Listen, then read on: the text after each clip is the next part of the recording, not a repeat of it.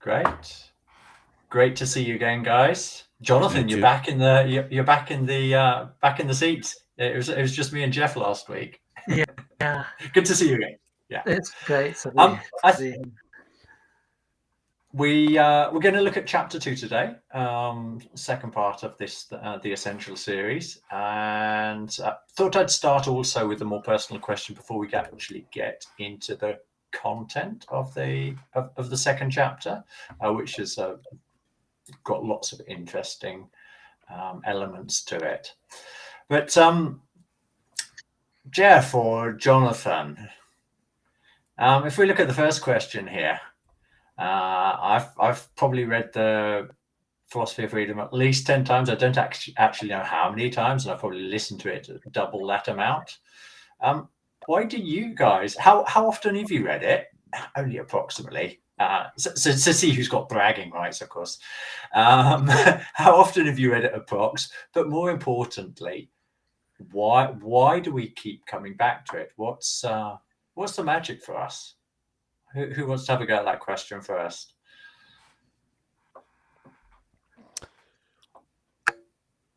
I've probably read it about between 20 and 30 times, I would say. There was a time when I was reading it every spring, because the spring, there's just a glorious sort of like Stravinsky-esque composition to it, and it was like it was a rite of spring for me. Yeah. What the keeping to come back to it, part of it is, like any great work of art, you change over time, and so you notice the phenomena that are evoked in the reading of it. One does. And the other part is that it's a living document in that way, because it itself has so many consilient layers and so many seeds for the future of conventional inquiry through science and art and spiritual religious experience, and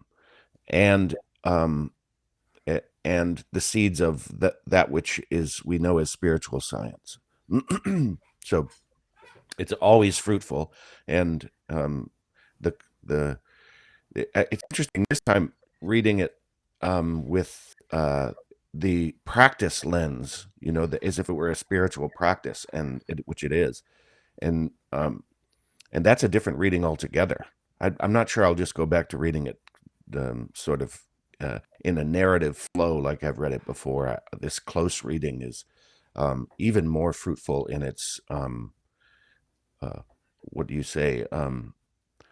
It's seemingly unending depths that you just can't pin the concepts down to something that you've once and for all decided that you understand it.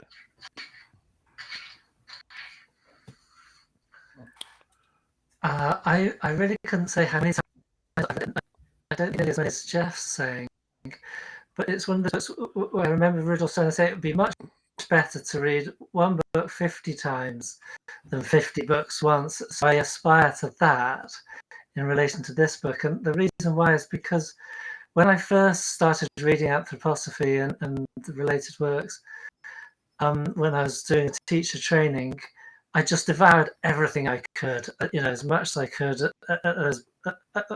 everything. But I was always kind of trying to get to what, how can I sort of, how can it relate to me? So it's not just, amassing information.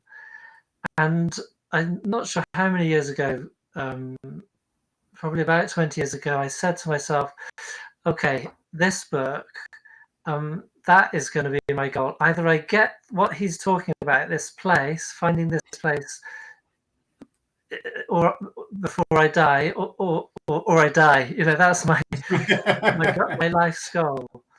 And so I could. So and since then, really, my whole focus on Rudolf Steiner and anthroposophy has been on the beginning works, so mostly the written works, and these beginning works, which are all sort of scientific and epistemological. And I think that speaks to me a lot more, although I love all the rest of it, it speaks to me a lot more because that's the milieu I'm coming out of, it's a very kind of thinky. I went to school and I was made to be an intellectual, etc. Science, and then I look around at the world. I'm an artist, really. That's what I was built to be in this life. But I went to art school, and it was all about abstract art, conceptual art, and so thinking. So not really about substance. And so I think I've got to this point where I have to resolve this, and I can only resolve it in my own soul, shall we say, in myself, and then and because I'm using thoughts and thinking to do that, I have no other way. I have input through things that I read or see, etc. But otherwise, I have to kind of chew it over with this thinking. And so and then the book just spoke to that so much, because as I'm reading it, I kind of going, yes, this is, I kind of, he speaks about a philosopher or someone like this, and I'm going, yeah, I do that. And so it's teaching me about my own processes and what's going on in myself. And then I keep having this sense in it that I almost kind of get it, but I haven't yet. So I like just gonna continue worrying it like a terrier until I. Can I ask, Jonathan? Can I ask you a question? Sure. As an artist, you're a visual artist. Painting, yeah. Painting. Color. As a painting artist, as an artist. Well, you mentioned color, but that's chapter 5, so I won't go. I won't ask the question about color. What do you think about? And I will probably get to this some, but it's so poignant at this moment for me in relationship to what you're saying, in relationship to thinking about things and chewing over things, but also your art, as if they're. I'm not saying that you're saying they're separate necessarily, but when he says what he says about art, when he mentions religion, the ways of knowing, religion, art, and thinking, what do you think about that description he makes of what is it? He says the artist is also not satisfied with the world of appearances, but is having a sort of experience in their own eye that they wish to externalize, to use the appearances to mold something that fits the actual experience of the eye as the reality that underlies the outer reality, that underlies the outer experience. So that's the way I understood what he was saying there. Exactly. Yeah, that's the sense of an artist. I think it's like the sort of the tone of my life, and I'm dissatisfied with the way things are. I want to change it and recreate it. And with color, it's not really, it's nothing you think. You feel it, you intuit it. Some things you put one color next to another color, and you kind of know what to do next, or you think and you sort of go, oh no, that was a bit of a mistake. But then then you have another, like you sort of try something else, and you intuitively know what to try next, because you're just sort of sitting in color. Do you know what I mean? You're kind of saying, okay, or so well, that was the sort of focus I ended up trying to take with it. So and I think the interesting thing about that is that I don't think he's saying, okay, we're done with religion, we're done with art, now it's all about thinking. I think the point is the religious, that Abel, the pastoralist, that's still with us. Then we have the Cain, the artist type, the artifice, reinventing everything. But I think he's saying with those, we now, so the art should not be just kind of sort of it doesn't have to be just kind of vague meanderings or intuitions. I have no idea why I did that, but it can become somehow more connected to the world and more reality. Because one reason I kind of put art on the shelf and the reason why I went into education after studying in art was I was like, what's it for? Is it just about expressing myself? What's the point in that?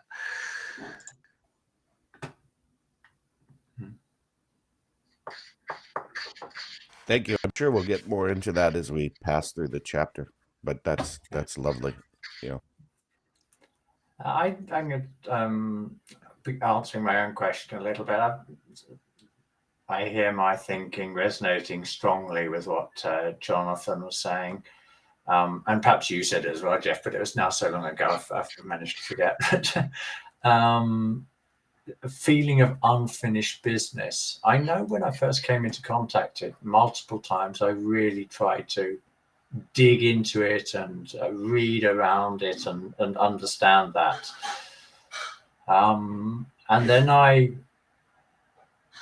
suppose I left it for quite a while, and so I would listen to it and read it, but not studying it like I had once tried to do, to really to dig in the concepts. And then about it was about a year and a half ago, I was reading with a friend. We were reading the Gospel of John. Steiner's first series of lectures on that, and in the final one, like he does, he reminds you this philosophy of freedom is important, and he basically said something along the lines of somebody who could recreate the essence of the thinking in the philosophy of freedom, akin to the way a composer directs but improvises as well.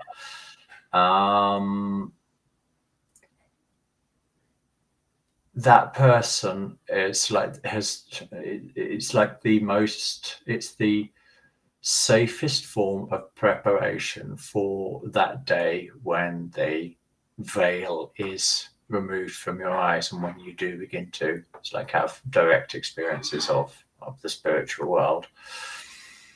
And that also coincided with me too. So now with the wonders of technology, the ability to interact, to talk with people about this, to have people ask questions, to put difficult questions that you haven't put to yourself that you should have, means that this time around it feels like something like you were indicating, Jeff.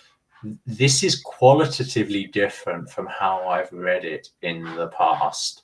It's so much richer because I feel like I'm actually engaging my thinking a lot more in the process.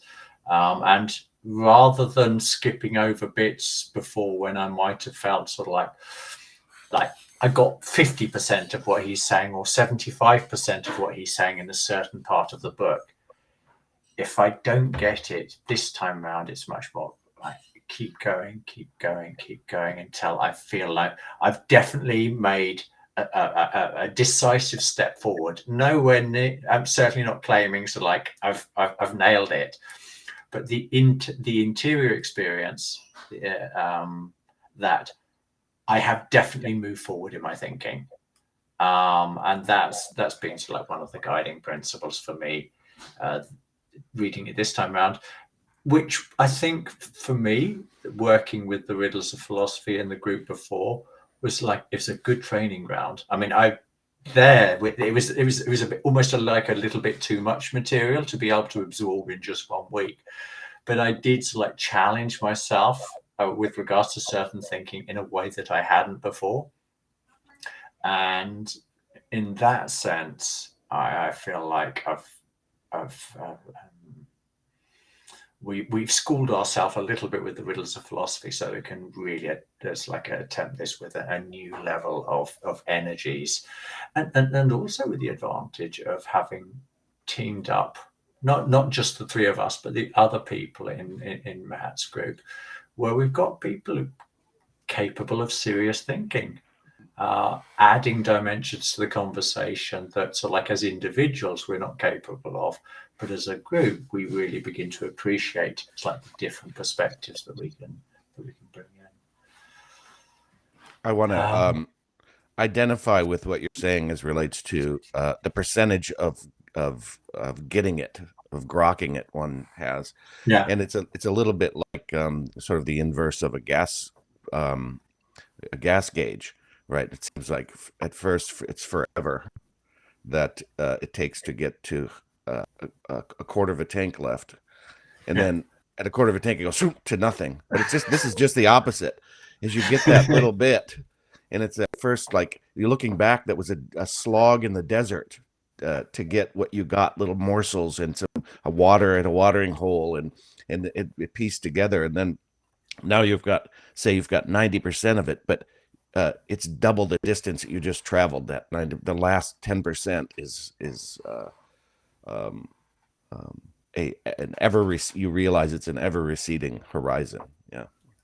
Yeah, it's really interesting. My experience with studying it is in the sense of getting it or not, is I find that I can get to a point where, okay, I can sort of hold it all in a manner that makes sense to me, and then I come back and I start again, and it makes sense in a different manner. That, it's not that, okay, I got that bit, and then I can add it to the next bit.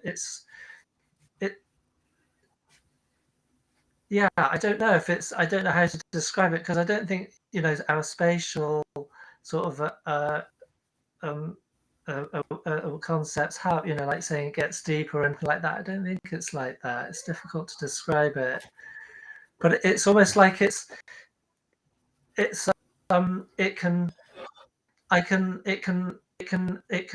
cope with the way I can think, and I can come back to it and it says, yes, that's fine, but you can actually go further, a whole nother way, what that wasn't the end. Although you got it, there's it could be some. Do you know what I mean? It's kind of like rungs of a ladder, in that you go past one rung and it's gone now. It's irrelevant. It's not whether it was right or wrong. It's just that it helped you onto the next bit. And one of the things that surprised me with my last read through last year was how much is already said in the first two chapters. It's almost like they're almost like microcosms of the whole book, but you have to understand, so that to a certain level, the whole book before you can really realize there is a lot being said in those 30-40 pages just in the first two chapters. An incredible amount of such a profound nature, and it's actually it's relatively easy reading the first two chapters. It gets more difficult technically, I think, but you get to a stage where you realize, where you experience that, wow, gosh. So like just the first two chapters there, what profound questions are being raised, but actually the answers are already sort of like in germinal form. They're already there. Yeah, I think it's portraying this like livingness of the thought. It's an organism that it's not like Lego blocks, where you build. It's all there in every bit. Mm-hmm. Okay, so I've got this question that's like monism and dualism. What's this big deal with monism and dualism? Well, that was last week's. We'll just sort of like run this video whilst we're talking. So monism and dualism and Goethe and all this. What's going on there for you guys? These are the biggies, isn't it? The crunch. Sort of the cards that I have as such on the table at the beginning is the sense I get is, we kind of experience the world dualistically. There's me and my inner life, and then there's the external world, and that's the problem. So we're all looking for there's monism unites all that, And I don't really sort of fully get that. It seems to be he sort of poo-poos various monisms, but then I keep thinking, but what you're talking about is a monism. So there's some mystery in there for me still, that it's not, and I think that's the point. Like this plant, it's a wholeness, but it's not an ism, not a monism, something in that. Yeah, I think I'll pick up on that a little bit, though I want to come back to the two souls, alas, quote, because that has a whole world of stuff in there that I didn't see before. And I sort of intimated that in the volley with a thought experiment. But as far as dualism and monism, what he seems to be saying is that they're fine ways to look at the world, I suppose, but they both, because they're theoretical and they're speculative, they remove us more from the questions that are naturally arising out of this desire for knowledge, and exclude that which it would give us the unification between the two realities, I will say. And what Goethe is saying here is that there's a cleave, but the cleave isn't the thing that is the break. The break is the theoretical abstraction that all the monisms result in dualism, for example, existentially. So they put you into a dualistic relationship with the world. So it's all dualism. The dualistic project isn't just one people are ideologically trying to put forward. It's also one that, but they by default eliminate that which would give you the world or unify the world for you.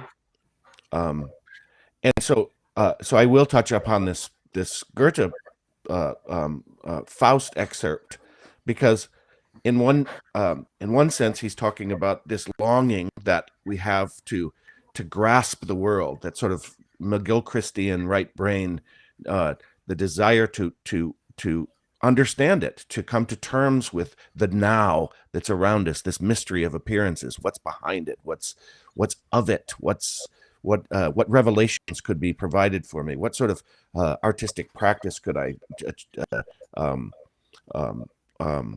perform to achieve to meet this deep, and what Goethe calls in another poem, holy longing. And then the second part of this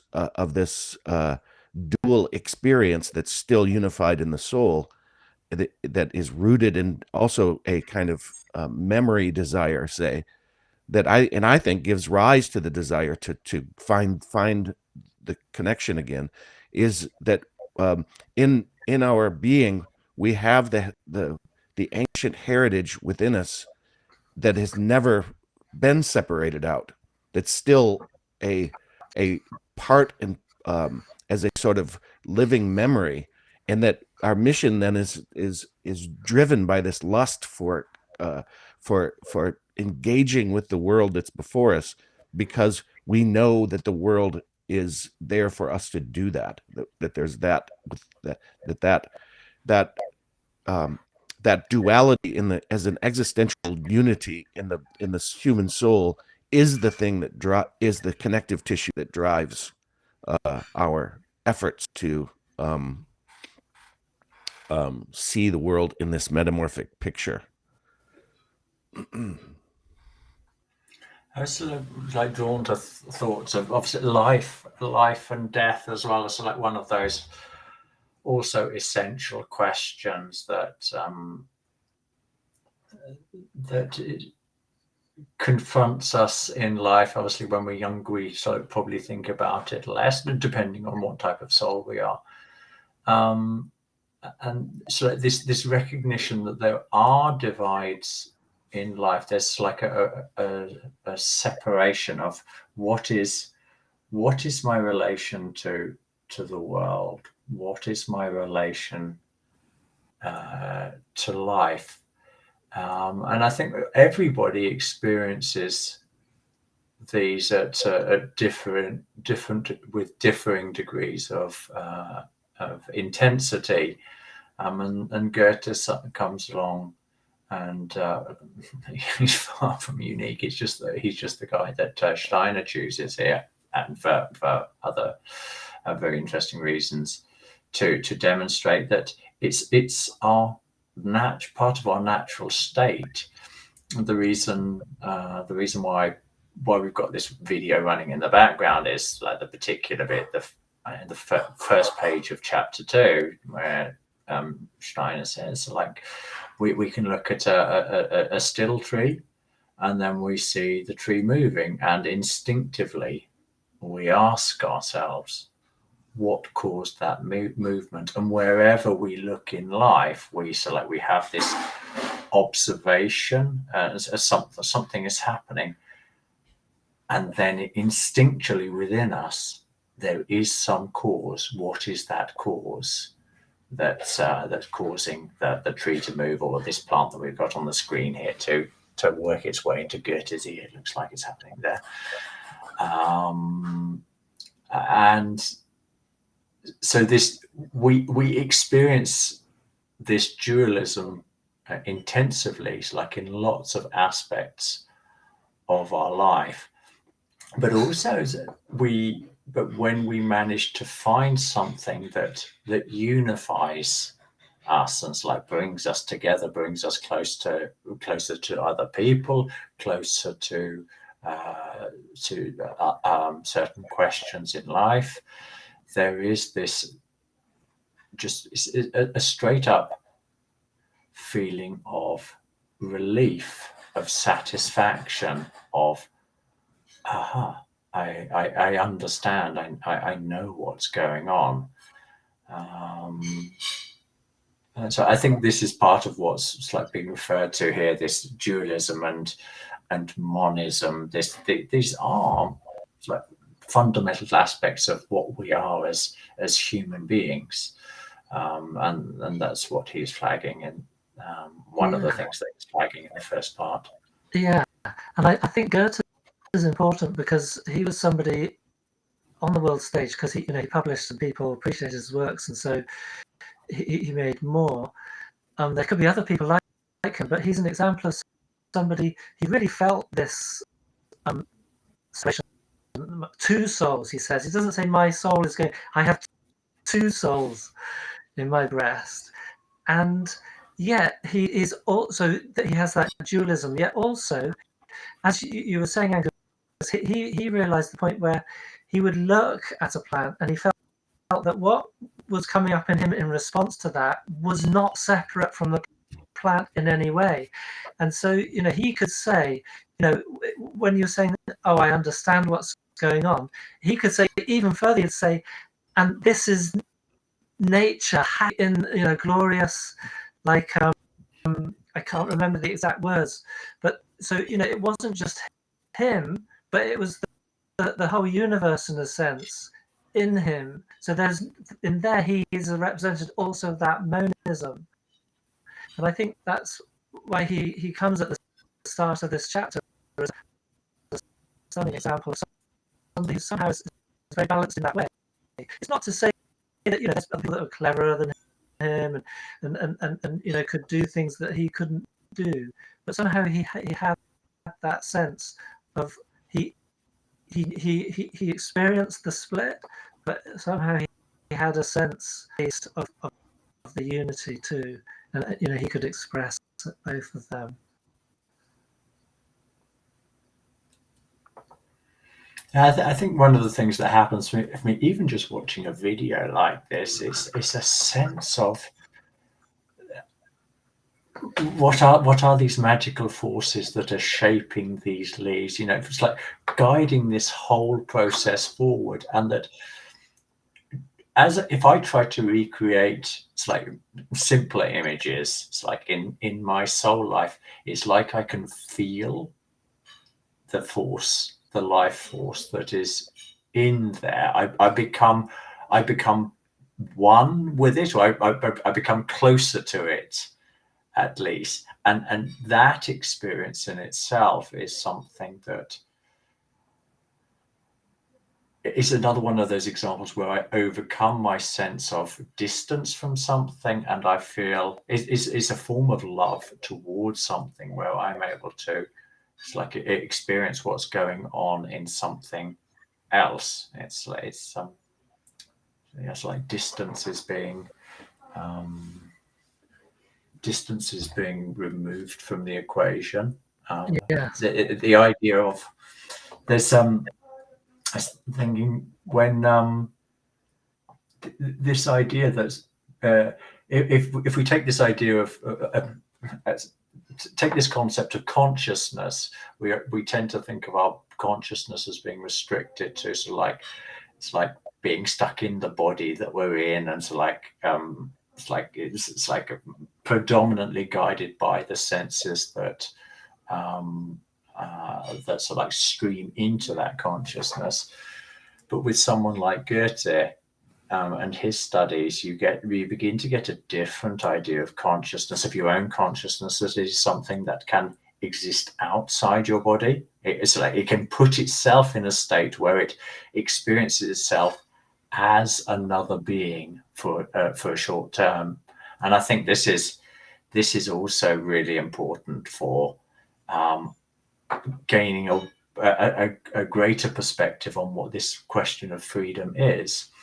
If my consciousness is no longer limited to just the sensory apparatus that's like in my body, but that I can go beyond it, I can feel my way out into the world, and through that feeling I can get to know the world better, then this is something way beyond it's like more restricted ideas of what freedom could be. Yeah, well, you can't know you are free unless you know it, and so the first part of this book, you have to know what the knowing is, because you might say, "Oh, I feel free," but are you free? But yeah, no, exactly. Let's find out. And so to find out, we need to understand what the finding out thing is, this thinking and knowing. And what you're just saying, Angus, is that Goethe and people like him, and we all have it, at least in the feeling, it is absolutely possible to get to truth, which is a sense of what is going on with that plant.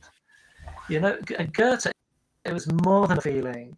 So he could express it, and he could be plants in the way that he could then create plants just as Mother Nature does. But Goethe didn't know how that happened as such, so he didn't sort of know he knew. And this is the extra step Steiner's taking in the book. Exactly. Yeah. So it's fully. Yeah. I also think that last point, Jonathan, is in the second part of the quote from Faust, which is this glorious ancient heritage living in my breast as one of the souls.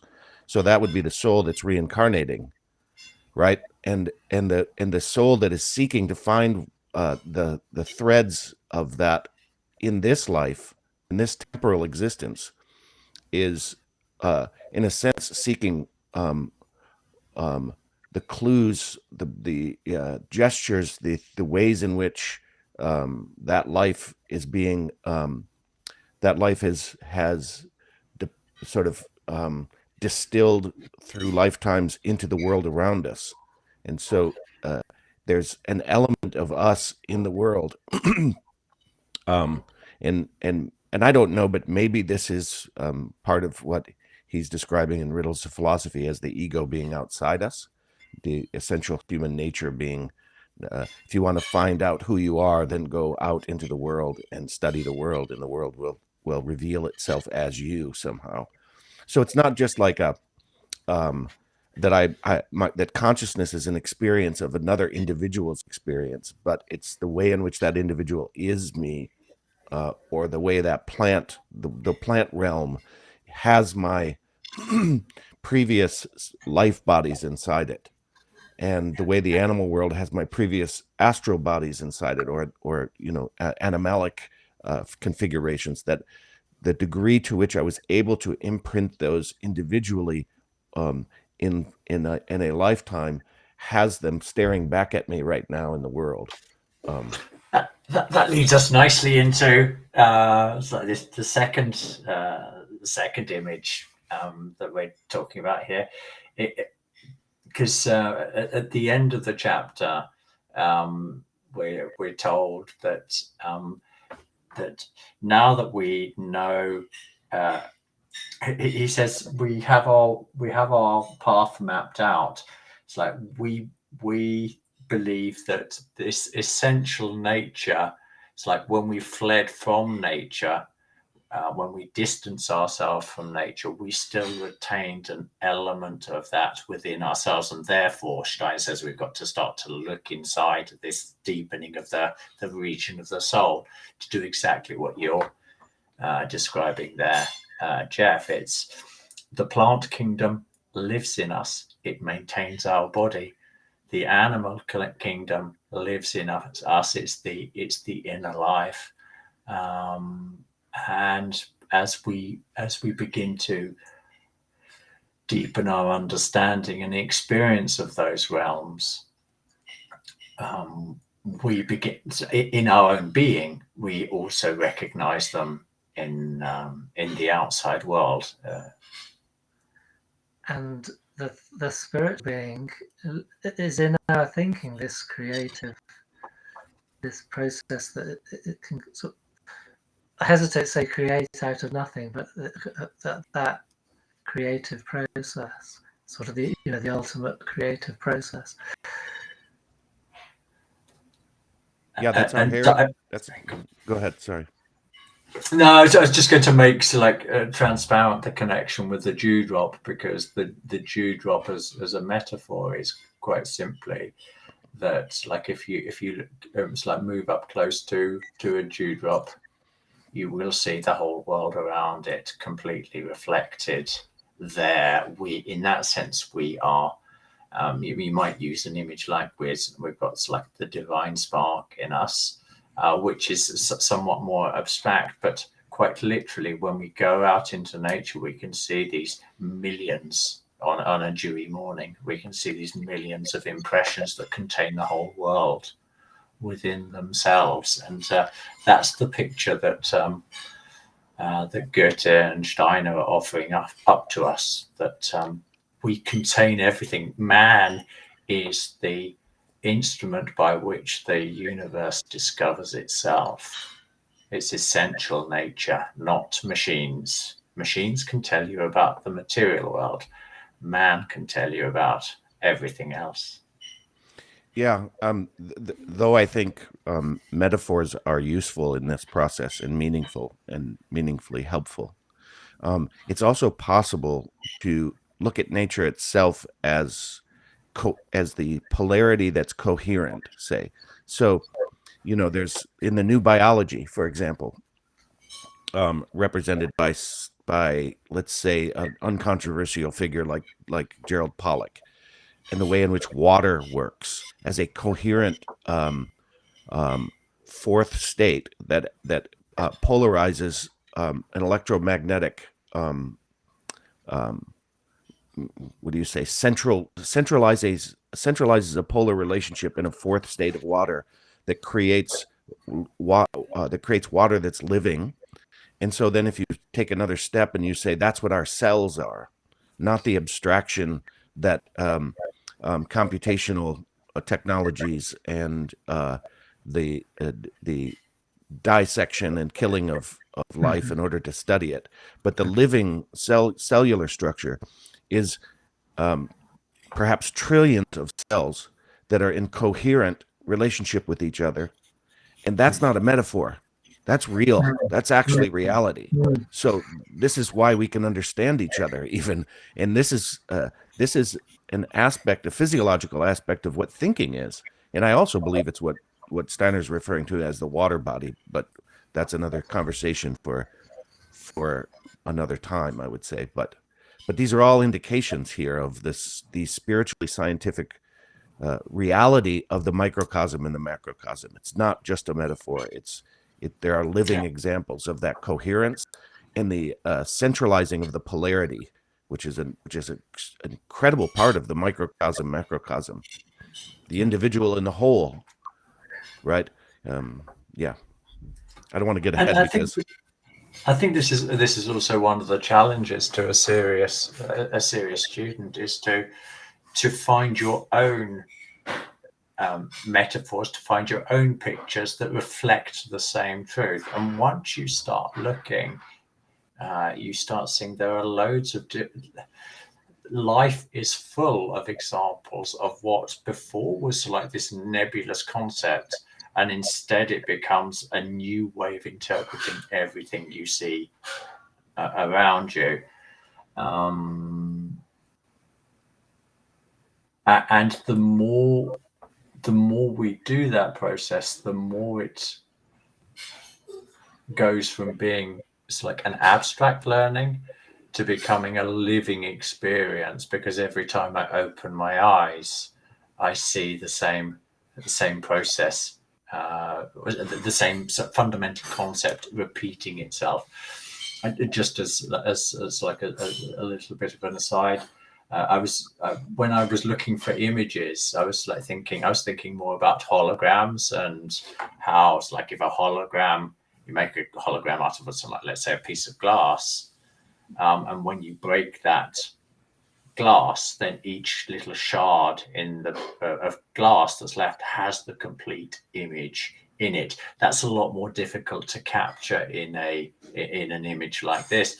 But again, here we have science showing us that it's like giving us other examples of how macrocosm, microcosm isn't just sort of like some nebulous concept. No. It's around us everywhere, and the more we can begin to recognize its value in helping us to understand the world, the more we can, we can experience it fully. I want to remind us that this is exactly the way we were talking about the philosophy of freedom in the first two chapters, as a sentence. You could go to any of Steiner's work, frankly, and pick out a section, Theosophy chapter 5, say, and that it can perfectly conciliant with what we're talking about right now, when he's talking about volition, for example. That's the way we were just talking about this book, that it has everything contained holographically, but in a way you can't see that unless you've captured, you've understood the narrative as a whole. You can't see the whole in the parts if you don't see the whole in the whole. And that's why we have to keep rereading it, because when we read it through, we identify little bits, but it's like that whole picture that's what's still being formed every time we feel we need to go back to the book. I think the book and this chapter shows these sort of helpful stages, like materialism, spiritualism, idealism, Langeism, shall we say, and it's pointed out there's something more, and we're kind of we're talking about ideas and thoughts and concepts, and okay, so we have an idea of water, and how water in us could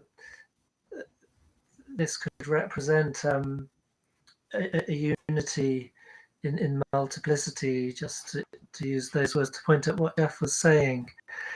But for me, those are really still ideas. I'm kind of in idealism in that sense. I have a sense, that they're a reality, but there's some way further for me to go before it. And this is what I think Rudolf is saying, that it becomes like a realization, and then this. That it becomes more than just ideas, and I hesitate to call it spiritual, but I think I would like to say something there. That this for me has been it's like one of the areas where it's like I feel like a certain amount of progress has been made reading it this time around where it wasn't there before.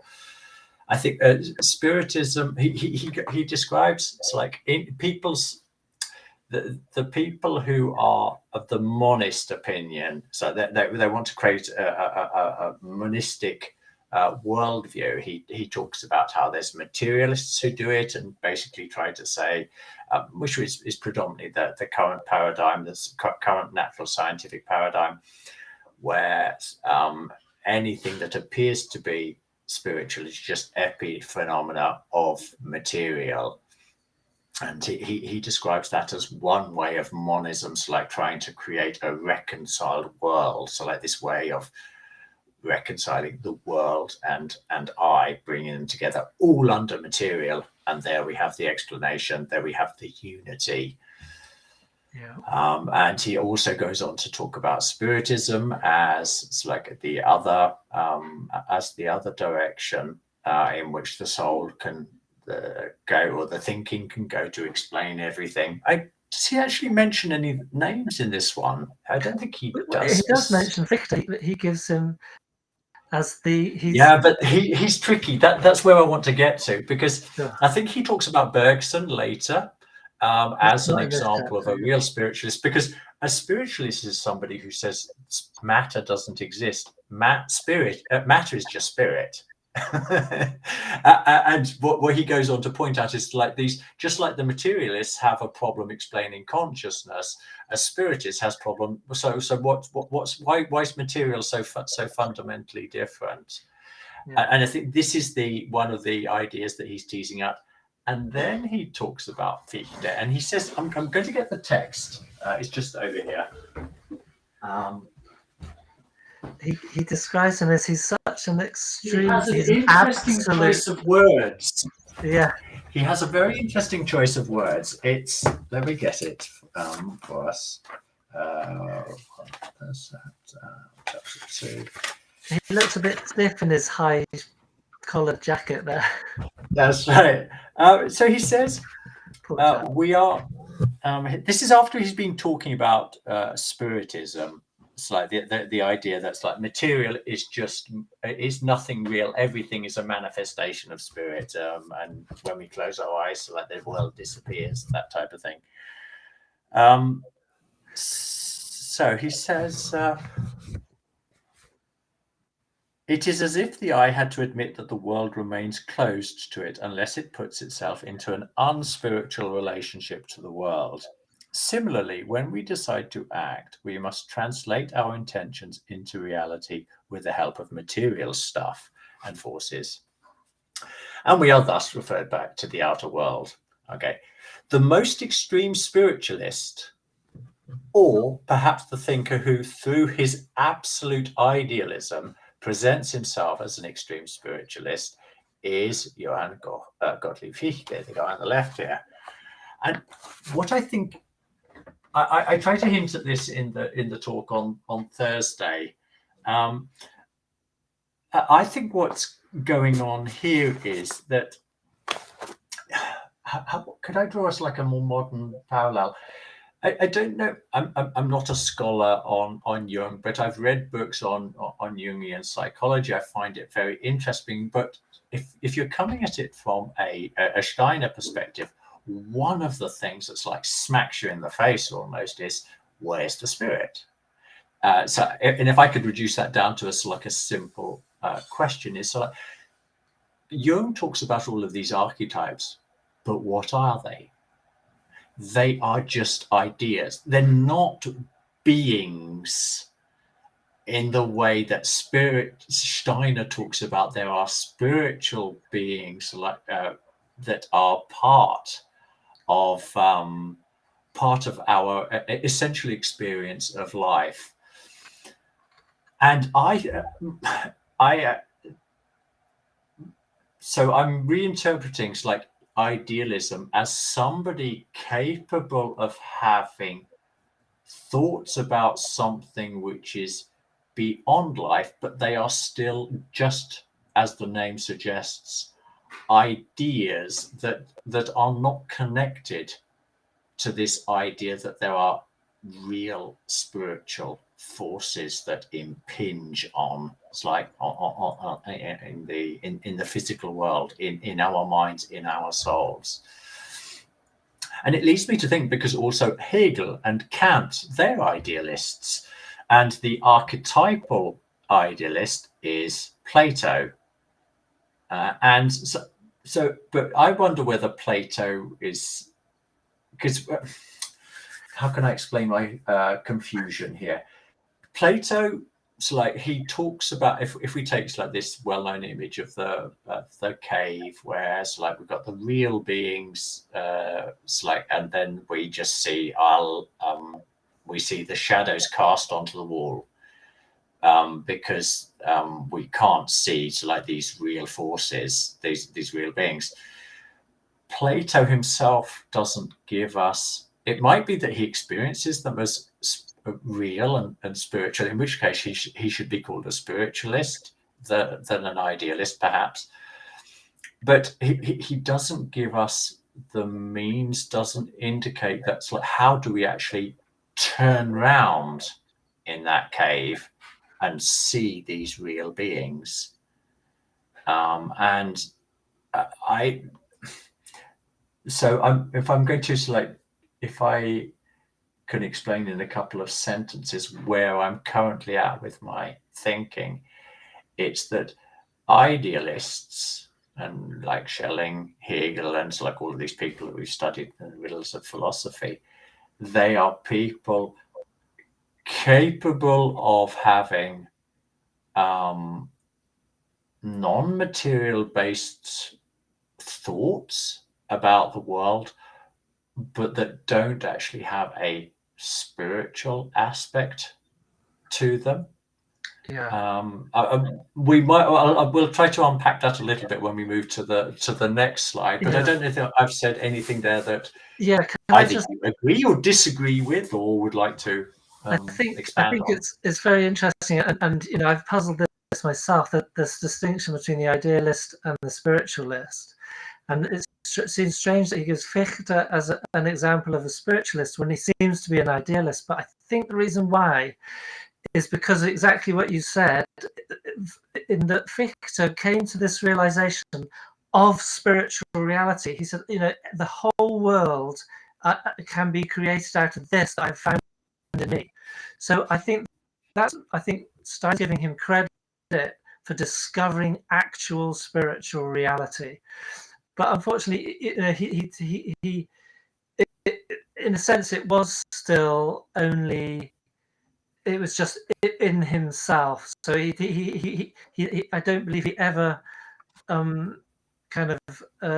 spoke about other spiritual beings. So I think in that sense, he's a spiritualist because he reaches spiritual being. And I guess Stein is using him here because, you know, he's trying to give real examples of real people and as contemporary as possible for his time. So he didn't want to sort of go back to some kind of ancient, you know, tradition for a spiritualist. I'll just say one more thing about Plato's. I'm not sure if I would agree with you about saying Plato's an idealist, because I think that might be a bit unfair, because Plato, I think, is not coming from our consciousness. So the way he experienced what he is speaking about, I think it's very different from the way we experienced it. But I don't think you could then say, oh, well, then he's a spiritualist as well. Because again, I think, no, he's still, it's a different consciousness. We're stuck with the problems of there's materialists here, spiritualists here, idealists here. So that wasn't part of his, you know, that just wasn't a question from where he was coming on, to my understanding. Oh, but gosh. We've interpreted him like that. So yeah, he's taken as an idealist. There's so much in this. I'm so glad you brought in Plato and Jung, for that matter, because that's a nice contrast, I'd say. For Jung, I think in his later years he was experiencing some things that he didn't have the holistic picture to put into a coherent philosophy, say. Are you thinking specifically about the Red Book, or are you thinking about I'm other thinking things? about the Red Book, particularly the Yeah. Red Book. Yes. Yeah. But one could say that fit into what Steiner would refer to as mystical experiences, but that's another conversation. Plato is more Goethean than he is idealist, because I assume that he was experiencing the archetypal world coming into being, and that's why he was able to explain it in these in the allegory of the cave wall for one thing. And Yeah, I think so too. Yeah. so I think he's a pre-Goethean thinker who wouldn't have thought to look at a plant because and find the archetypal in the plant world, because he was seeing the existence of all of existence come into being through the archetypal world as the imaginal world that Goethe then sort of he planted his flag, sort of discovered without again explaining it the way Steiner then comes along and explains it epistemologically speaking. And then Yeah, I think he's bringing in Fichte because he is so damn substantial, right? He could easily go after the spiritualists of his time, Ouija boards and New Age, the beginning of New Age spiritualism, and torn it apart, right? But it's not his project to tear things down. It's his project to utilize the best of the best examples and then move past them. So Fichte did discover something spiritual, and that was thinking, but it was only his thinking, as you're describing, Jonathan. It was his I, not Buber's thou. So there wasn't an I-thou relationship to the world because it wasn't possible. And then there's another clue in here that's incredible, I think, and this is going out on a limb a little bit, but he says that the spiritualists is as if they must admit that there's something that's not spiritual in their eye. And there is. It's called the soul. And the soul is that connectivity with the natural world as we know it. And so he's making a statement here that is the importance of I-ness in relationship to having a foot in the spiritual world and a foot in the soul and physiological world. And the soul is the way into nature. It's maybe the thing that we pulled out of nature that is pre-existent in nature as the I think what Plato was seeing is something like the transmigration of soul, right, through all of the kingdoms and out of all of the kingdoms, and the way in which he was a sort of pre-evolutionist in this sense. He was predicting evolution in a certain sense. Going to add, did you want to, John? No, go ahead. Just staying with Fichte, because a little bit later in the sentence, he tells us after Fichte, what he in fact succeeded in creating was a magnificent thought picture of the world, but one without any experiential content. And this is exactly what Goethe does. And even though Steiner doesn't say it explicitly, he's already mapped out, it's like for us in this chapter, so that you've got this spirit material possible, so these versions of monism there, and we can move more in one direction or more in the other direction. But then he's got this other one, which is idealism, which he names, and then realism, which he doesn't name, but is there in, dare I say it, spirit, because of Goethe. So like at the back of this whole chapter, because Goethe is this guy who turns, who makes the connection between spirit and matter. He connects them in his soul and is then able to use the plant world as an example of how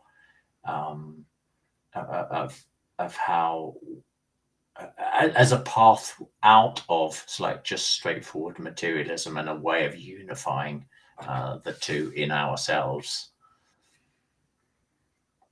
This would be bringing in, out of the 12, would be bringing in psychism, right? Yeah. Where's psychism here, and phenomenalism as the complementary configuration, right? So that would be well, I was going to try to connect that to the 12 senses, but again, that's not part of the text. But these worldviews are part of the text, and I think it's fun to find them. Right. And I think this is a massive topic in itself. But I think the reason I put this slide here is to start a conversation, but also hint at the idea that this is really what we're seeing. These human and cosmic thought is GA151. Can't remember the date actually, but I'm going to hazard a guess around about 1914, 1915. But one of the things that is crucial in this is Steiner makes this statement. I just read it and stop there where he says the important statement. It is so essential, if one is to form an idea about thinking at all, that one should realize that the truth of a thought in its own field says nothing about the general validity of a thought. A thought can certainly be correct in its field, but nothing is thereby established about the general validity of the thought. So what he's saying is, or part of what he's saying, he's saying a lot more than that, but what he's saying is like each field is valid. So mathematism has its value. It's useful for describing reality. But to take mathematism as the only way of describing reality, that's where the error starts. And it's the same if we sort of become 100% idealists or materialists or spiritists or realists. If there's this bias in our thinking, then what we do is we make ourselves blind to the other ways of seeing the world, which add dimensions that those can't. I'm going to take one example. So mathematism, it's like obviously as a means of understanding the physical world. And if you bounce across from mathematism, on the long screen here, to monadism, one way of interpreting that is this is the realm of the artist. And more specifically, for my particular example here, music. So you could say that mathematics is just music, and you'll get many mathematicians saying that, but the experience of music is very different in the soul compared to that of mathematics. So they're expressing similar truths, but in completely different ways. You don't have to be a mathematician to appreciate good music, whatever you consider good music to be. And we need this flexibility in our thinking, which is another one of the big challenges with the whole of the philosophy of freedom. He's forcing us with his examples to become flexible in our thinking, to move out. Let's say I'm sort of like, I'm a dyed-in-the-wool pneumatist, psychist or something like that. Well, he's going to chuck in a lot of stuff that'll say, no, not so much you're wrong in that field, but you need to expand your thinking to understand the value that mathematism and materialism and sensationalism can add to it, so that you have a more complete understanding of experience. The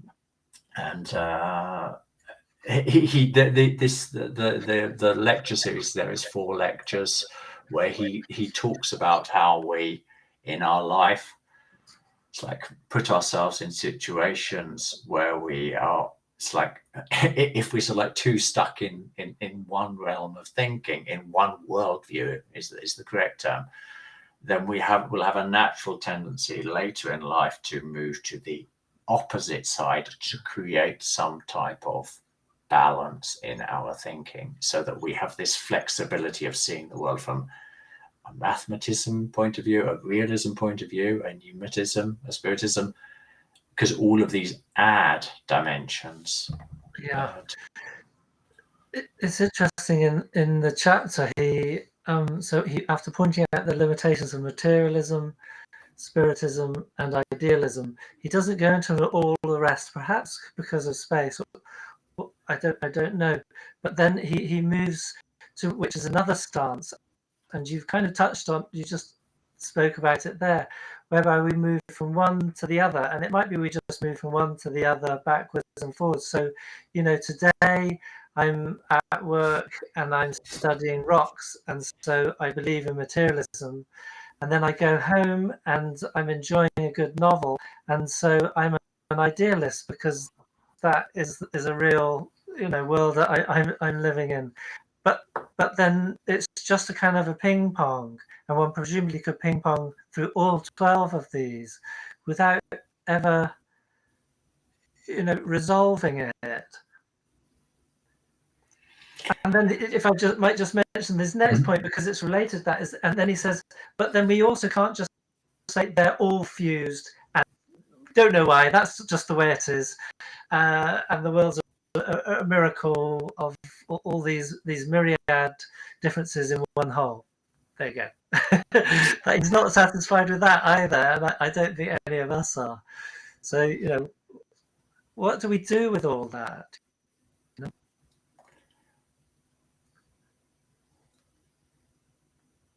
What do we do with all that?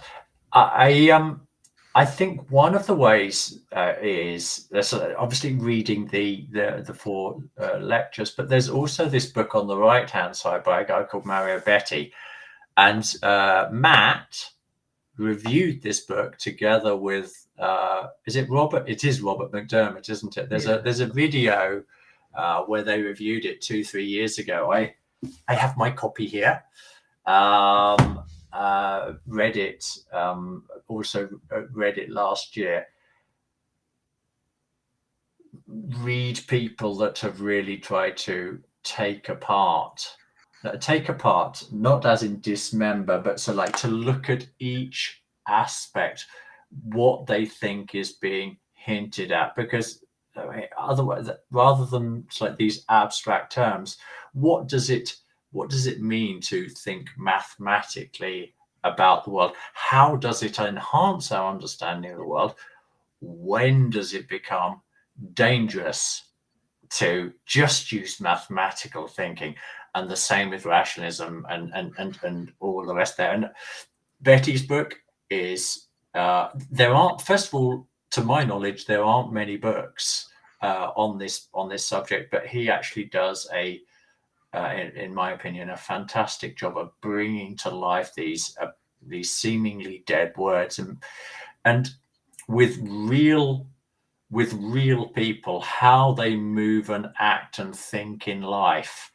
Yeah. So it brings them. He brings these concepts to life, but it becomes a separate study. Yes, but still, sure, one could just move through them.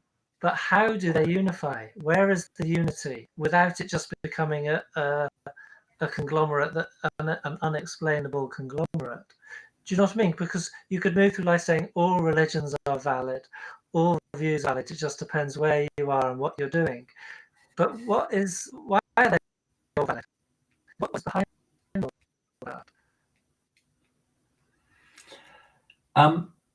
I see it in terms of each one. Materialism, let's call it Aristotelianism, because Aristotle, he was the guy that sort of said, like, pay more attention to matter. Okay, start investigating it. This has our ability to permeate Angus, you're the missing material my point, world with thinking. Because you're going to say what it's useful for, and that's not what I'm disputing. It's undisputable. So yes, maybe it's a point to get from, say, okay, I'm a mathematist, and now I can appreciate there's 11 other ways at least of appreciating the world that is equally valid. That is a large step. But then the next thing is, okay, so we've got all these different ways of appreciating the world. How come they're all valid? And how come they're not all valid in all places? Where's the underlying unity? Yeah, I've wondered about this too, but it seems like it's a capacity. It's not a so it's a little bit like this is my opinion. It's a little bit like the way Steiner uses the term concept. The concept can't be wrong. It's a concept. You wouldn't say a tree is wrong. You just say am I using the concept to the particular situation in a free way that is revealing the reality of the particular context in which I'm utilizing it. So if materialism is a point of view that you're looking through, then you're applying materialism where matter is. You're applying a phenomenological sensationalism to the sensorial and sensorious world, and you're using, and if you're looking at the psyche, you're using phenomenalism to look at the psyche. Apparently, I mean, unless you're just unless you're just a behaviorist, you should be looking at the right. I don't know what you are, but what I'm saying is that you're probably I'm not saying many of these things. Which one of these 12 am I? I'm saying I'm on one day a mathematist, on another day, what am I? If I'm none of those. But he uses this image which we'll recognize as soon as I see it, as soon as I mention it. He says, so like, if I take one picture of a tree, have I got the whole tree? No. If I take a picture from the other side, have I got the whole tree? No, but I do have an enhanced picture of what the tree is. If I then go to the left and take another picture of the same tree, I have yet another picture on the same reality. These are the truth from multiple perspectives. The tree is, anybody who says, like, with one picture of the tree, this is the tree, they are wrong. But the more pictures you add to it, this is purely at a visual level, of course, the closer you come to like the whole appearance of the tree. But this is at a understanding level, how we understand through thinking the world. So if any situation that we are in, if we can, the more capable we are of seeing it from different perspectives, the truer the picture becomes. Yeah. So this is fine. So we're establishing that it is possible to gather truth. But so by thinking, I can gain truth. What is thinking? There you go. You're getting ahead of yourself. That's the next chapter, or the next chapters. Well, I guess it's what this chapter 2 is begging. What is this thing that is? It's not just materialism. It's not just spiritism, etc. I mean, but basically, I mean, what you can say is, like, one of the ways, if you divide it up, is so, like, a lot of our thinking is based on sensory input. So that's the top half, and it's like a lot of it comes from within, so inside. Some of it is closer to material processes, but still away from material processes. And then you've got some which is has let's say truths that have nothing to do with the material world, but everything to do with the spiritual world. But to get back, I wonder. Yeah, go, Jeff. Go ahead. Well, I just wanted to. Well, I'm wondering.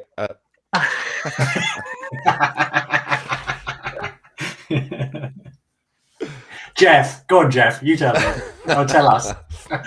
I'm wondering at a certain point, the looking at these, there are two things. One is this could be distracting from the text that we're taking a look at, which chapter 2. That could be. That's why I just wanted to get back to. But the other thing is that why are there 12, and where do they come from? Because it's thinking that have made them so as worldviews, and they're not social constructs he's putting forward in this book, which makes it a book worth studying in and of itself, right? And then that's where we'll have to go if we're going to keep going on this train. I would like to give a direct answer to what you're saying there. You're absolutely right, Jeff. This is like taking us way beyond the book, but it's still a description of the essential problem we have reading this book, because Steiner, this is a gym for the mind. He is forcing us into these different perspectives as we read through the book. So there are certain parts of the book that we find easier to digest, easier to follow his thinking, because we're more used to like viewing the world through that perspective. And there are other parts that's like where we just go, what's he? I have to read it again and again and again to understand, to follow the logic that's in there. And that battle that's going on in my head to follow the logic is a reflection of me trying to move into a different element of thought.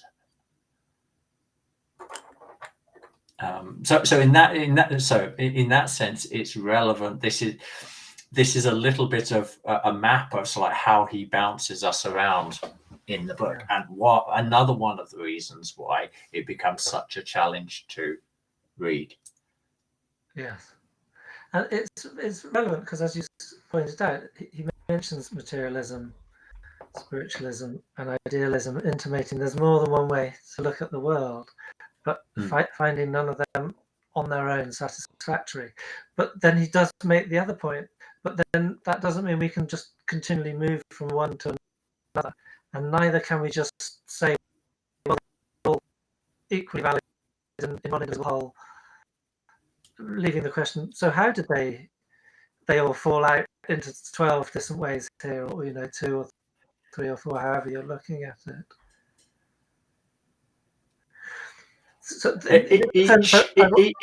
what each worldview enables you to do is to ask difficult questions that you're not able to do if you're stuck in your worldview.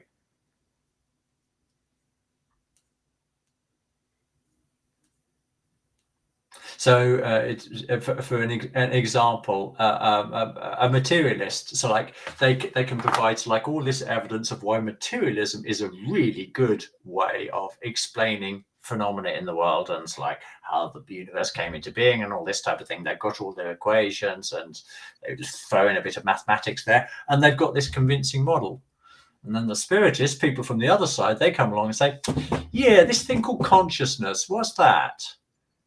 Well, the materialist, they're not interested in that type of question because they can't even begin to answer it. But because it lives intensely in the soul of somebody who's like more of that bias, then that difficult question is asked to that worldview. And then they have to start talking to each other, these two worldviews. And so like saying, okay, to what extent is materialism a useful worldview? Yeah. And to what extent is spiritism a useful worldview? But there's a problem here, I guess, because we get to that point where they call it today the marketplace of ideas. So then it's just like, what's the best currency here now for this thing? Who's got the best solution at this moment? Come on, raise your bid. Come on, who's that? Go. Okay, we'll go with you. And so, it's just like, what's the best fit for this for this thing? That doesn't speak to me of truth. It's this kind of like, it seems to be a holdback from a Kantian idea whereby we'll never know the truth. Hands down, that's it. But we get good enough ideas, and what's enough one at the moment for this thing? And and that's not what is pointed to in this chapter. Do you know what I mean? It's not the best approximation. It's in this chapter, it can only be her working which pulsates in us. It is only by finding what is not us that is in us that we can overcome this split. There's something fundamental. I don't want to use that word because it's so much baggage, but there's something there that is not just what can we use here and now. But what if we've got all of these worldviews in differing strengths as part of our inherent being. These Yeah, are all I know. essential parts of us, and we're discovering ourselves by doing that. Yeah, We're exactly. discovering. Yeah.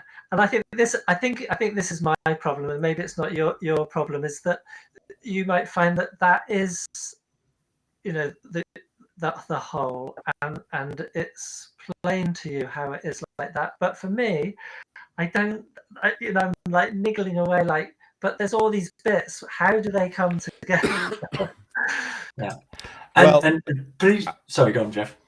There is a concept in the marketplace of ideas right now that was brought forward by E.O. Wilson, and the picture that many are working with, including the folks who are working on the Consilience project, Zach Stein and Daniel Schmachtenberger, are working to, and Jordan Peterson actually talked about this very well, I think, which is that that reality is complex. And each of these has an element of reality in it. And that if you know you have reality, if they are all in it, so it's consilient. It's consilient at every level, and so it's concerned. It's if a truth is consilient in a psychological sense, and a neurological sense, and a biophysical metabolic sense, then you know you have something that is microcosmic in each concept for that which you are applying your concepts to. Yeah, but you see that fair enough. But to me, it still speaks to the last sort of stage that he mentions in this chapter that he wants to leave behind, which is, well, they're all just a unity somehow, and we can't say any more than that. Do you know what I mean? He also says in relationship to Fichte, there's this sort of an amazingly beautiful body of concepts that are then taken as spiritual reality, as opposed to seen through into reality, so that concepts become perceptible sense organs in a certain sense, that we see reality through them, not the reality as the conceptual framework. Right, I see what you're saying. Yeah. So it's like when you look at a plant, you don't sort of say, okay, how come a leaf is different from a stalk? It's kind of, yes, they are different, but there is a whole there. Somehow, if this is a reality, then maybe I wouldn't be so hung up on these separate ideas. Yeah, I don't think they're meant as theoretical, and I think this is part of the meaning of this chapter, is that all theoretics, all speculation leads you away from reality. And this is you notice that that our commentator Alex, this is kind of what he was getting at, I think, in his way, which is yes, all your thoughts are just thoughts, and they're abstractions from the samadhi. They're extractions from that silent state, right? And in a sense, that's right from a spiritist point of view. Ironically enough. Exactly, and if we take your example there, so that whilst there is profound wisdom in what he's saying, that doesn't help us understand why plants grow.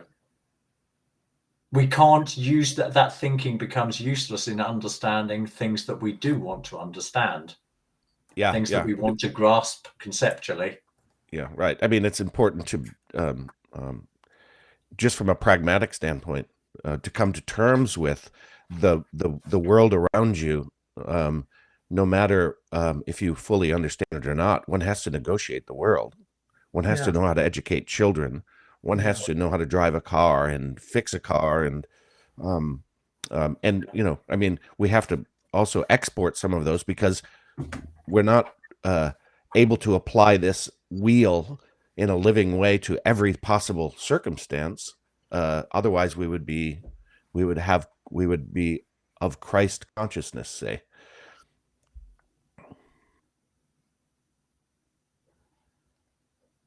I think we're there, gentlemen. Are we? I'd say it looks like you wanted to say something, Jonathan. I know Jeff needs to. I'm not very good at the times tables. What's 7 times 12?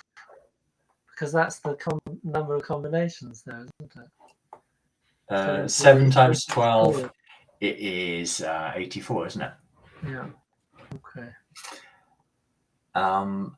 There was a point made in the group which I'm going to express this as an opinion, not as a fact, but I think it's over egging it to say that each chapter covers all 12 worldviews.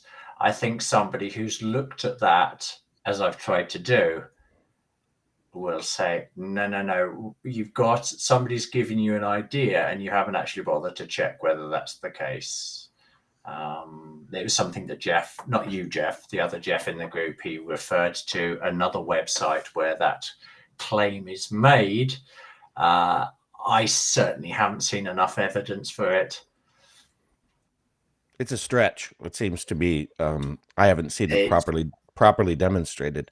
Though I just all 12 worldviews are represented in the text for sure. In the is it composed that way? Well, it's composed in some sort of musical score kind of way. It has that epic concerto kind of quality to it, but I don't think so. I have just a couple of things that before we close out. I actually don't have to go now. So, one is that it's clear that materialism and spiritism and idealism are in this chapter, and you, Angus, alluded in a comment somewhere that that lurking here is realism, because if you're exactly dealing with idealism, then you have to have realism in association with it. Just because in spiritism, by default, is materialistic because it's bound by material. It has no relationship with material at all. Gravity will dominate you. The gravity of reality and the real gravity will absolutely dominate you. And the same with materialism is that you can't get around thinking as a spiritual activity. It's every concept that you suggest doesn't exist in reality is a kind of realism that you're not willing to admit in. And I guess maybe that's the answer to that question a little bit, isn't it? Though I would like to hear your thoughts about that. And then I also would like, there's a really interesting end to this chapter that I think we would be remiss not to take up. Okay. One of the things on your point there, I think if you look at that diagram, I think you can see a bias towards the inner life on the left-hand side and a bias towards the outer life on the right-hand side. So I see it as our whole soul, a soul experience, as a soul being, I have access, I experience the world through my senses, and so that feeds into my inner life. So that's one. It's like that's an input, or those are inputs. But my own inner life is a completely different form of input. Now, it might be related to the material life, but it's coming from somewhere substantially different. I don't want to open the whole can of worms of what is even perception. I think we will probably go there in chapter 5, I believe. What is a percept? But where do we get the thoughts and feelings that we work with in our soul, or that occupy our consciousness, that are there in consciousness? Where do they come from? Do they come from the inside or the outside? And this might be the point that you were going to make, Jeff. But as you say, right at the end of this chapter, he says something really, really, really interesting. He says, "What concerns me now is not how science until now has interpreted consciousness, okay, but rather how consciousness experiences itself hour by hour." And consciousness is the platform, is the stage. it's the soul, where we experience things. And one way of understanding ourselves, like in this model, is like, does it come predominantly from the material sense side, or does it come from an inner life? Which, although materialists would say, well, that's just the inner life is just like all material. That's one opinion. Okay. Whereas as you begin to deepen this inner life, you begin to experience how there is a fundamentally different character to it. And when we dig into chapter 3, the exceptional state especially, we begin to touch on like this element that enters us, that comes from beyond material. It is from nothing. It is not from material. I'd like to pick up something that we just barely touched upon in the beginning, as relates to what you're saying, and relates to realism, I would say, or realism in the best sense of the word realism. So he talks about ways of knowing, and relates to religion, art, and science. And you could also take this this wheel, and you could take materialism and spiritism and say, that's religion. Now, it's religion in the negative and the positive sense, because as a belief system, the cult of materialism is a death cult of religion. And spiritism is that which we basically know as religion, and it's sort of heretical to speak about knowledge at all, in a certain sense. You could say the most ridiculous forms of spiritism that are very prevalent, and they're both ridiculous. But materialism, truly grasped, brings you to the edge of the greatest mystery, just like the sense of touch brings you to the greatest mystery, and the sense of thou-ness brings you to that mystery. And so in the mystery, that's where the religio is occurring. And it's true with spiritism, which brings you to utilize the spiritual part of that which is human. And of course, we touched upon this, denying that which is soul, that would lead you into a unity, a true religio. But nonetheless, there you have the religion. On the left side, looking at the image, is thinking, and the scientific inquiry through rationalism and math, or as you all say, maths, idealism, psychology, spiritual science and pneumatism, say. And then on the other side is art. You're dealing with this, with the woof and weave, and the sensations, and the the things that can't be pinned down. And it's a monadism, in the sense that it's the I that is trying to find its reconciliation with this plasticine and beautiful and dynamic world. So there's that. So I'll leave that there for comment, because then I have something to say about consciousness. That's beautiful, the way you're alluding to those, the religion, art, and science. Well, it's also realism, because all of these are real. And so what we define as realism normally is just that which you can see and touch, right? Or what the spiritist defines as real is only that which is spiritual, and that matter is a product of that spiritual nature. And it's probably true, actually. That statement is interestingly probably true, but it's not true as a theoretical speculation. It's anti-truth, in that it's not experienceable, and because it denies the soul, which is the temporal experiencing the spiritual coming into being, say. Just a reflection on what you're saying there, Jeff, about idealism and realism, because also, again, a proviso that I've understood this correctly, if you were having a similar conversation back in the Middle Ages, what is now called idealism would be called realism, and what on this schema is called realism would have been called nominalism. And I think it's good to recognize how language itself changes. So like what used to be considered realism is now considered just mere idealism, and nominalism is it's almost like a form of extreme materialism. Nominalism being the idea that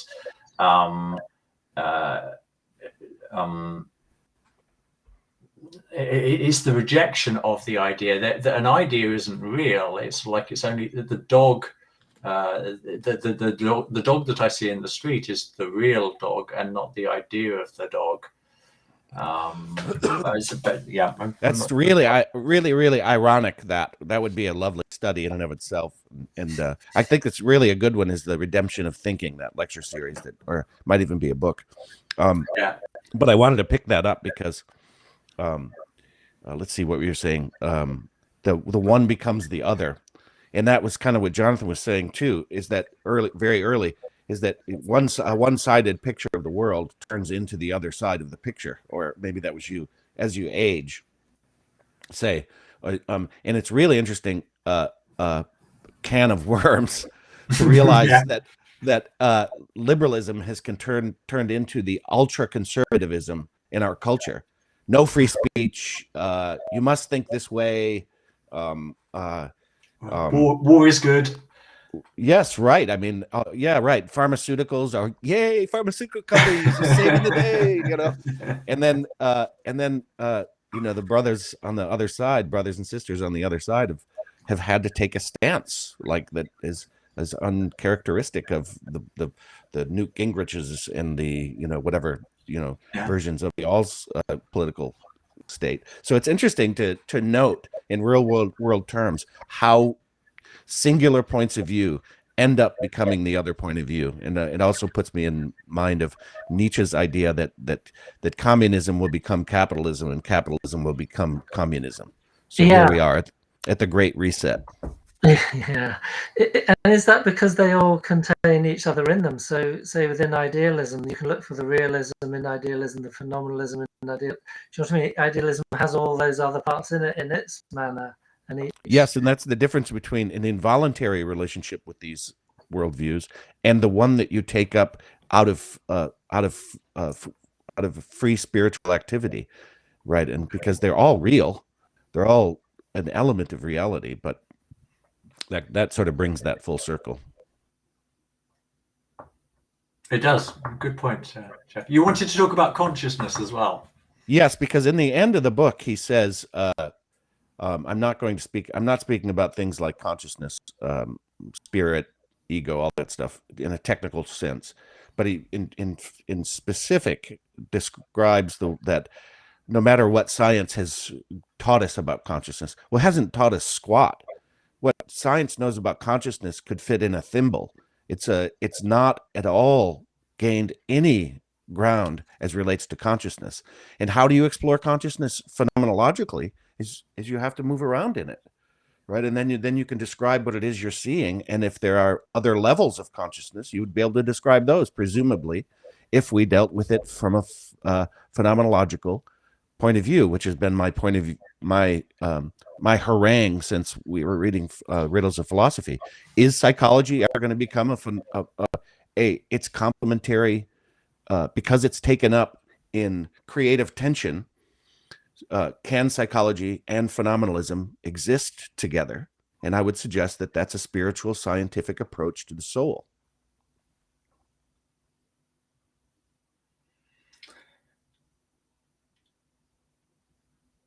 And consciousness is key to this chapter. It's key to this work. I've read it before as, well, you can't really say anything about consciousness because thinking prefigures consciousness. And I mean, he does make some, and we'll get to that wonderfully definitive statement about self-consciousness. But in a way, this is a study of consciousness, this work, without making theoretical claims about it, but wandering about in it with a exploring it. Yeah, right. It is a phenomenal study of that. reality.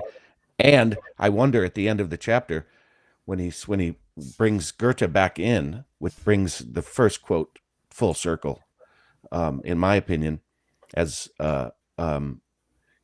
if he is suggesting that what we took out of nature, in a sense, or one of the things we pulled out of nature was consciousness that remains in our possession, say.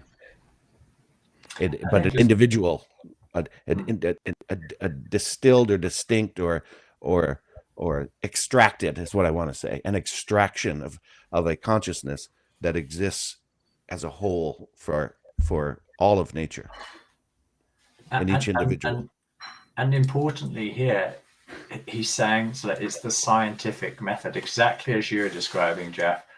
We've got to explore it, permeate those explorations with thinking, and then see what it delivers. After we've seen what thinking, so if we think about Aristotelian thinking and how as a dedication to like the material world, the riches of understanding that it can inform us about by wandering around in that realm, consciousness of the material world. So what happens when you start wandering around, exploring in the inner world of the soul? It's a faculty that we have to develop. We're not well practiced because we've spent so much time feeding our consciousness with material sensations, with physical impressions from our senses.